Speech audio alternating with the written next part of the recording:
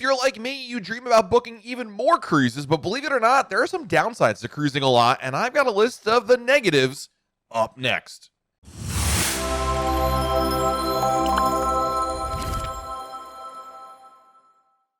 Hey everyone, it's Matt from RoyalCaribbeanBlog.com, and no doubt, at some point in your day and week, you probably start daydreaming about another cruise, maybe even price it out, and see if you can squeeze another cruise in. We love cruising, but there are some definite negatives to going on a lot of cruises. Now, this isn't a pity party for me or anybody that cruises a lot. This is just the realities of going on, quite frankly, a lot of cruises. Like everything, there's a double-edged sword to it, and there's pros and cons to everything in life, including going on cruises. So today I wanted to share with you the downsides of cruising a lot so you have an idea of what to expect should you really be saddled with oh so many cruises. Number one, it becomes less special. If you do anything too frequently, it does lose its charm. Same can be said about cruising, and the more you cruise, the less likely you are to experience that wow feeling you had when you boarded a Royal Caribbean cruise ship for the first time. If you do a once a year type cruise, or maybe once every couple of years, I think it's a really special, big event. You look forward to it. You're super excited.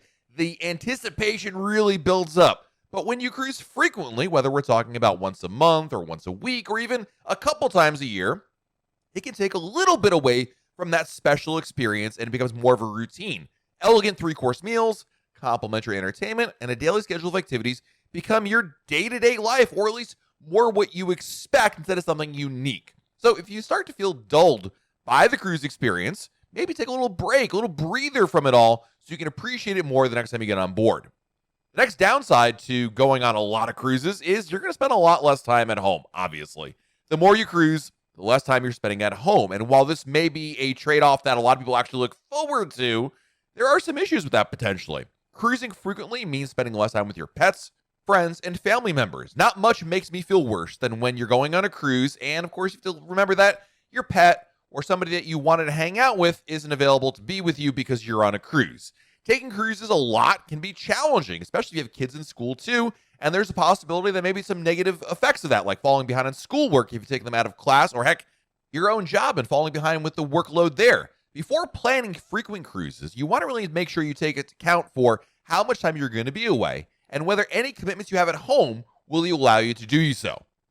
Another issue, if you will, with going on a lot of cruises is you might overindulge a little bit when it comes to food and drink. One downside of cruising a lot is, unfortunately, your waistline might increase by a few sizes. Whether a second dessert at dinner or unlimited cocktails on the pool deck, most cruisers find themselves overindulging on board. If you cruise a lot, it's possible to find yourself eating and drinking much more than you would otherwise when at home. This can wreak havoc on any healthy eating goals you may have, although there are a few ways to combat cruise ship weight gain. Consider taking the stairs instead of the elevator, opting not to purchase the unlimited drink package, and going on daily walks on the jogging track. But the bottom line is, once a year kind of a cruise, that's indulging, that's enjoying your vacation. But when you cruise a lot, that kind of a lifestyle can have some longer term effects you might be concerned about. Next up is watching the same shows over and over. Because Royal Caribbean cruise ships often stick to the same home port for several years, many frequent cruisers who live by a cruise port find themselves sailing on the same few ships over and over again. While there's nothing wrong with this by any means, one downside to sailing multiple times on the same ship is that the entertainment doesn't regularly change. Now, luckily, Royal Caribbean offers stellar entertainment options, from full-length Broadway musicals to brilliant aqua theater performances. So, therefore, even if you do end up sailing on the same ship several times, at least you're guaranteed to be wowed with that show and the performance and the caliber of that performance every single time. But you're going to see the same shows over and over again, more than likely. Speaking of over and over, more than likely, next up is visiting the same destinations. Although Royal Caribbean offers cruises to a diverse array of destinations around the world, people that cruise a lot often find themselves sailing the same few ports. Texans, as an example, who cruise out of Galveston, can only usually sail to ports in the Western Caribbean like Cozumel, Costa Maya, Roatan, and Belize. Additionally, those in the Northeast will have even fewer options, with the choices of the Bahamas or Canada being the most common options that are there. Now, if you're open to flying, then you can at least cruise to a wider range of destinations. For those who live near a cruise port, though, it's often more tempting to pick the most convenient cruise possible, even if it visits a port you've been to 20 times before. All that being said, sign me up for going to Mexico because I just enjoy going there, even though I've been there many, many times. At the end of the day, warm, sunny beaches with great Mexican food is something I can get behind all the time, but it is definitely repetitive. Another downside to cruising a lot is it can get super expensive. While the idea of cruising a lot seems nice, the reality is that planning cruise vacations, especially more than one a year, can get expensive. It's not uncommon to find cheap cruise deals for $50 a night per person, but if you cruise once a month or even more frequently than that, you're going to be shelling out thousands of dollars for cruises every year. And let's not forget the fact that cruise prices are going up. In 2023, we've seen a definite spike in cruise prices, and that's not a coincidence. Royal Caribbean is definitely raising prices. They're seeing a huge amount of demand, and they're trying to meet that demand with higher prices. Now, of course, you also have to factor in the cost of internet, shore excursions, drinks, especially dining, and airfare, hotels, and all that. And cruising several times a year can become a cost-prohibitive thing for many cruisers, or, just quite frankly, something that's going to be very expensive for you to indulge in.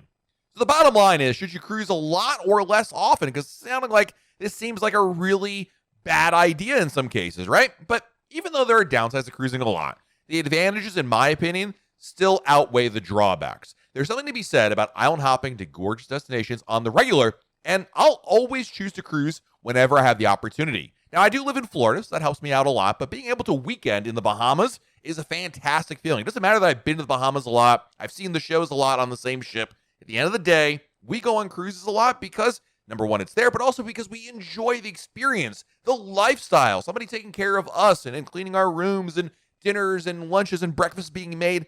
I really appreciate that. For those of us that have the opportunity to cruise more than once a year or even a year, I mean, that's still pretty awesome in and of itself. We're extremely privileged to have this opportunity. So one thing I wish I remember is how lucky I am to be able to cruise this often. But if you're somebody who's looking at booking more than one cruise or cruising more often than you currently are, there are definitely some downsides to it, but there are a ton of positives as well. As they say, all things in moderation, and it's a good idea to try to mix it up as much as you can. Vary the number of sea days, choose new ports in different areas, go maybe vegan or vegetarian for a week, just try new kind of foods altogether. Invite an old friend as a cabin mate, buy a new travel kit, take a long break in a favorite port. Even though you know you'll likely lose, play that interesting slot machine for a few spins in the casino, walk a new deck, read a book. There are tons of choices to help make cruising new to you or a different kind of experience, which is even more beneficial. So that way, if you are cruising a lot or you're able to work in another cruise or two, it's not more of the same, it's a new opportunity. Let me know in the comments below, what are your thoughts about cruising a lot? If you cruise frequently, have you experienced any of these downsides? Let me know down there below, because I'm looking forward to hearing what you have to think about cruising all the time. While you're down there, please hit that like button and subscribe to our channel. It really helps us out and helps you out, because that way you're notified when we have a brand new Royal Caribbean Blog video. This has been Matt from RoyalCaribbeanBlog.com, and we'll talk again real soon.